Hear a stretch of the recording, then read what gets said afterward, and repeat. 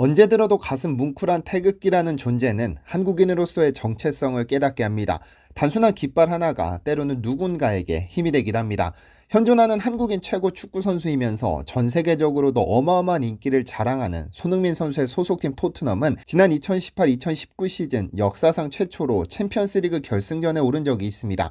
당시 어렵게 16강전에 올라 도르트문트와의 1차전에서 골을 기록한 후 그는 한 기자의 질문을 받습니다. 지난 경기도 그렇고 오늘 경기도 그렇고 골을 넣고 달려가는 곳마다 항상 태극기가 있었다. 일부러 가는 것인가 아니면 우연인 것인가 라는 질문에 손흥민 선수의 대답이 감동적입니다. 사실 너무나도 감사한 말이지만 경기장에 태극기가 많은 것은 사실이다. 내가 그것을 일부러 찾아서 움직인다기보다는 움직이는 곳에 한국 팬들이 있었던 것 같다. 너무 감사하게 생각하는 부분이다. 경기를 하다 보면 태극기를 보지만 골 세레머니를 할 정도로 찾아가기엔 경황이 없다. 운이 좋게 태극기가 있었던 것 같다. 많은 팬들이 태극기를 흔드는 모습을 보면 경기장에서 좀 더 열심히 해야겠다는 생각이 든다. 그런데 혹시 자랑스러운 태극기에 용이 들어갈 뻔했다는 사실을 아시나요?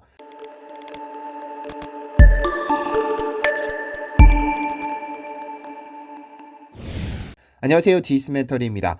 한국의 역사에서 국기의 중요성을 인식하게 된 것은 의외의 사건에서 비롯됐습니다. 아직까지 외국에게 문을 굳게 걸어 잠그는 쇄국 정책을 펼치던 조선을 일본은 상당히 불만족스러워했습니다. 이에 1870년대를 전후로 정한론, 즉 조선을 침략해 정벌해야 한다는 주장이 강하게 제기되었는데 일본은 실제로 이 짓을 했습니다. 어떻게든 조선을 침략할 기회를 노리다 조선을 탐사하는 것이 우선이라는 생각에 1875년 9월 중순 이노우에 요시카라는 인물을 우뇨우에 태워 강화도로 내보냅니다. 하지만 강화도를 지키던 조선군이 이를 가만히 두고 볼 리 없었습니다. 결국 조선과 일본 간 교전이 발생하게 되는데요. 이 사건이 발생하자 일본은 조선과 협상 테이블을 차리고는 강화도조로 따지기 시작합니다. 우리 일본 선박을 공격한 것에 대해 당장 사과하라며 협상 우위를 점하려던 일본의 주장에 조선은 우리는 일본만 콕 집어 공격하는 것이 아니고 우리를 침범하는 모든 배를 공격한다. 그리고 일본 선박이라고 주장하지만 우리가 어떻게 그 사실을 알 수 있냐고 대응했는데요. 하지만 일본 측은 엄연히 우리 선박에 일본 국기가 개양되어 있는데 어떻게 그걸 모를 수 있냐면서 조선이 국제법의 무지함을 타박했죠. 결국 강화도 조약의 체결로 이어지기는 했지만 이 협상에서 조선이 얻은 것은 국기라는 개념입니다. 즉 군대를 상징하는 깃발을 넘어 한 국가를 상징하는 깃발이 있을 수 있다는 사실을 이때 처음으로 인식하게 된 것입니다. 그런데 이 사건을 계기로 조선의 조정에 국기 제정이라는 화두가 던져졌고 이에 대해 활발히 논의하기 시작했는데 이때 조선인들은 이제껏 생각지도 못한 개념을 접하게 됩니다. 즉 국기를 가진다는 것은 모든 국가가 동등하다는 당연한 개념은 1880년이 되어서야 알게 된 겁니다. 이런 개념을 접하자 지금껏 청나라의 속국 또는 아우국으로 살았으나 국기를 제정해 독립적인 국기를 갖게 되면 외교관계를 다시 수립할 수 있다는 자신감을 얻게 됐죠. 그런데 조선의 이러한 움직임을 두고 청나라가 가만히 두고 보지는 않았습니다. 즉각 개입하기 시작했죠. 운요 사건 이후 조선 조정에서는 조선 책략이라는 책이 큰 관심을 끌었습니다. 김홍집이 일본의 사신으로 갔다가 청나라 황준원이라는 인물이 쓴 책으로 그 책에서 황준원은 조선이 독립국이라면 국기를 가져야 한다는 글과 함께 청나라의 용기를 그대로 쓰는 것이 좋겠다고 권했습니다. 즉 조선은 청나라의 속국임을 만천하에 공개하라는 것과 진배 없었죠. 당시 조선인 관리 중 일부가 청나라에 어떤 색의 용기를 사용하면 되겠냐고 물은 적이 있었는데 청나라의 북양대신 이홍장은 조선국왕의 깃발인 용을 그린 사각형 깃발이 중국의 용기와 비슷하니 국기로 써도 좋겠다는 말과 함께 한 가지 단서를 달았습니다.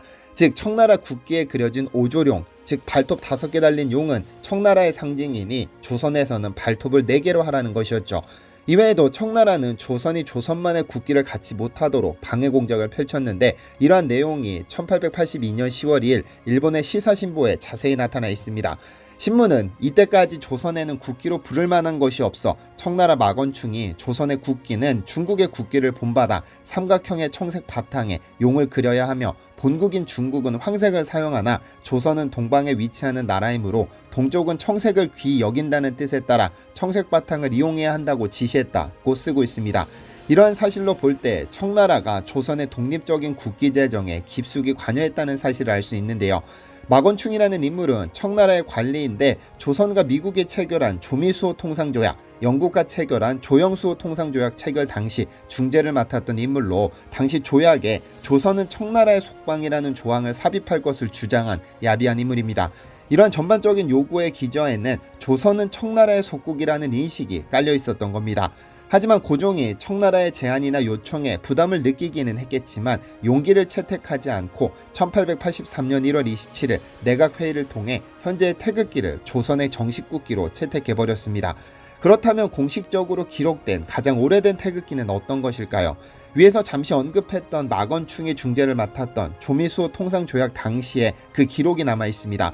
5월 22일 체결된 조인식에서 조선은 초기 태극기 형태의 국기를 사용했는데 이것이 미국의 전권대사 로버트 윌슨 슈펠트가 남긴 문서철에 남아 있습니다. 1882년 미 해군성 항해국은 해상 국가들의 국기라는 도감을 발간했는데요. 이 도감에는 전 세계 50개 국가의 국기를 모아두고 있는데 여기에 코리아라는 이름 아래 태극기가 등장합니다. 중국 청나라의 용기 옆에 그려진 이 태극기는 건공감리의 위치가 현재와는 다르지만 한국을 상징하는 국기로 그려졌습니다. 태극기 아래 영어로 쓴 엔사인이라는 단어가 선박이 어느 국적인지를 나타내주는 깃발 정도로 해석되는 것으로 본다면 한국을 상징하는 국기로 볼 수 있죠. 이 도감이 1882년 미 해군성이 발간했기 때문에 태극기의 원형이라는 주장도 그리 어긋나지는 않았습니다. 그렇다면 태극기를 최초로 고안한 인물은 누구일까요? 보통 우리는 태극기는 1882년 고종의 명을 받아 일본으로 파견된 박영효가 일본으로 가는 배에서 태극 사괴를 창안하고 도안한 것으로 알려져 있지만 이는 정확한 사실은 아닙니다. 1997년 서울시청 총무과 소속이던 송명호라는 인물이 일본의 시사신보 1882년 10월 2일자에서 정답을 찾아냈습니다.